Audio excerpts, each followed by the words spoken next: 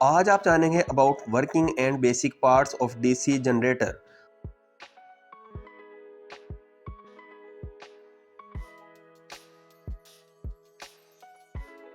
हम स्टार्ट करते हैं डीसी जनरेटर के बेसिक पार्ट से।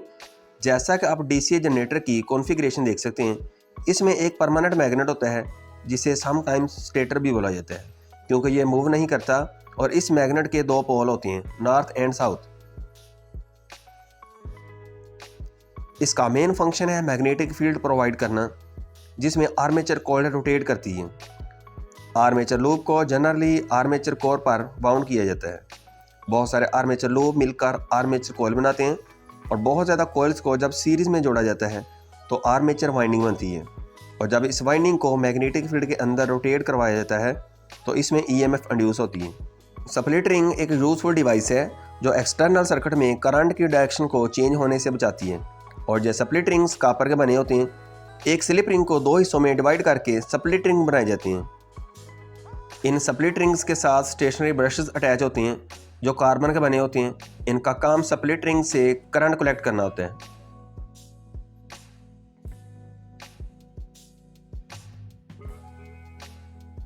जहां एक गैल्वानोमीटर लगा हुआ है जो करंट की डायरेक्शन के साथ साथ मैग्नीट्यूड भी बताता है, लेकिन एक्चुअल केस में हम गैल्वानोमीटर की बजाय लोड लगाते हैं।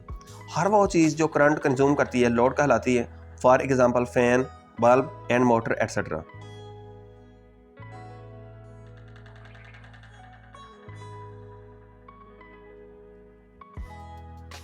अब हम देखते हैं कि डीसी जनरेटर काम कैसे करता है।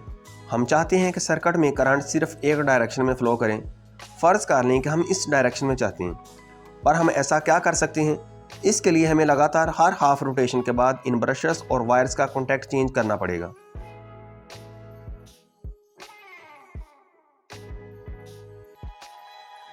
अगर करंट इस डायरेक्शन में फ्लो कर रहा है और कॉइल में करंट यहाँ से दाखिल हो रहा है तो यहाँ से बाहर आ जाएगा।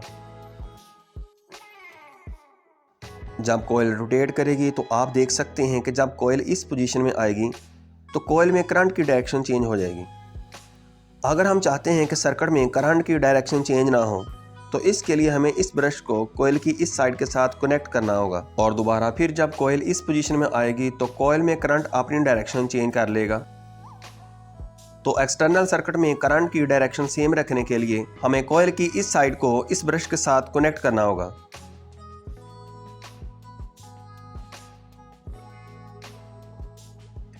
इसका मतलब है हर हाफ रोटेशन के बाद हमें कॉइल की साइड्स और कार्बन ब्रशेस का आपस में कॉन्टैक्ट चेंज करना होगा। लेकिन ये ऑटोमेटिकली कैसे हो सकता है? हम ये सब स्प्लिट रिंग्स को इस्तेमाल करके कर सकते हैं। स्लिप रिंग को अगर दो हिस्सों में डिवाइड कर दिया जाए तो स्प्लिट रिंग्स बन जाते हैं जिनके दरमियान इक्वल गैप होता है। अब हम देखते हैं कि ये स्प्लिट रिंग्स किस तरह हर हाफ रोटेशन के बाद अपना कॉन्टैक्ट चेंज कर लेते हैं। इस वक्त ये वायलेट कलर का स्प्लिट रिंग इस ब्रश के साथ अटैच है। जैसे ही कॉइल रोटेट करके इस पोजीशन में आई तो करंट ने अपनी डायरेक्शन चेंज कर ली, और इसी वक्त वायलेट स्प्लिट रिंग भी दूसरे ब्रश के साथ कॉन्टैक्ट में आ गया। और नॉर्थ पोल वाली साइड में जो ब्रश है उसके साथ पिंक कलर का स्प्लिट रिंग कॉन्टैक्ट में आ गया। और ये अरेंजमेंट एक्सटर्नल सर्किट में करंट की डायरेक्शन सेम रखती है। दोबारा जब कॉइल इस पोजीशन में आएगी तो कॉइल में करंट की डायरेक्शन चेंज हो जाएगी, और वायलेट कलर का स्प्लिट रिंग दोबारा नॉर्थ पोल वाली साइड पे जो ब्रश है उसके साथ कॉन्टैक्ट में आ जाएगा। इस तरह डीसी जनरेटर एक ऐसा करंट प्रोड्यूस करता है जो सर्किट में सिर्फ एक डायरेक्शन में फ्लो करता है, और ऐसे करंट को डायरेक्ट करंट कहते हैं। और ऐसे जनरेटर को डीसी जनरेटर, क्योंकि यहाँ स्प्लिट रिंग्स अपना कॉन्टैक्ट चेंज कर लेते हैं और करंट कॉइल में चेंज हो जाता है, लेकिन सर्किट में नहीं, इसलिए इन्हें कम्यूटेटर भी कहते हैं। डीसी जनरेटर की वर्किंग को समझने के लिए इंड्यूस करंट की डायरेक्शन को समझना बहुत ज़रूरी है। और इंड्यूस करंट की डायरेक्शन फाइंड आउट करने के लिए हम Fleming's right hand rule use करते हैं। और अब हम देखते हैं कि डायरेक्शन के लिए फ्लेमिंग्स राइट हैंड रूल किस तरह यूज़फुल है। आप देख सकते हैं कि कॉइल की रोटेशन क्लॉकवाइज है और साइड ए बी की मोशन अपवर्ड है। सो इंड्यूस करंट की डायरेक्शन फाइंड आउट करने के लिए हम Fleming's right hand rule use करते हैं। हम अपने राइट हैंड का थंब, इंडेक्स फिंगर और मिडल फिंगर को इस तरह फैलाएंगे कि थंब फोर्थ यानी कि मोशन की डायरेक्शन बताएगा, इंडेक्स फिंगर मैग्नेटिक फील्ड की डायरेक्शन को बताएगी जो कि नॉर्थ से साउथ पोल की तरफ है, और मिडल फिंगर करंट की डायरेक्शन को जाहिर करेगी। यह present case side A B के लिए था। सिमिलरली हम साइड सी डी के लिए Fleming's right hand rule use करेंगे और इंड्यूस्ड करंट की डायरेक्शन फाइंड आउट करेंगे।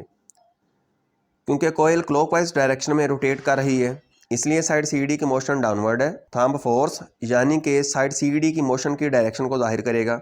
इंडेक्स फिंगर मैग्नेटिक फील्ड को, जबकि मिडल फिंगर इंड्यूस्ड करंट की डायरेक्शन को जाहिर करेगी। सो इंड्यूस्ड करंट कोयल में path A B C D को फॉलो करेगा। फिजिक्स को प्रैक्टिकली और इजी वे से समझने के लिए मेरे चैनल को सब्सक्राइब करें और वीडियो को लाइक और शेयर करें। वीडियो कैसी लगी कमेंट बॉक्स में कमेंट ज़रूर कीजिएगा। शुक्रिया।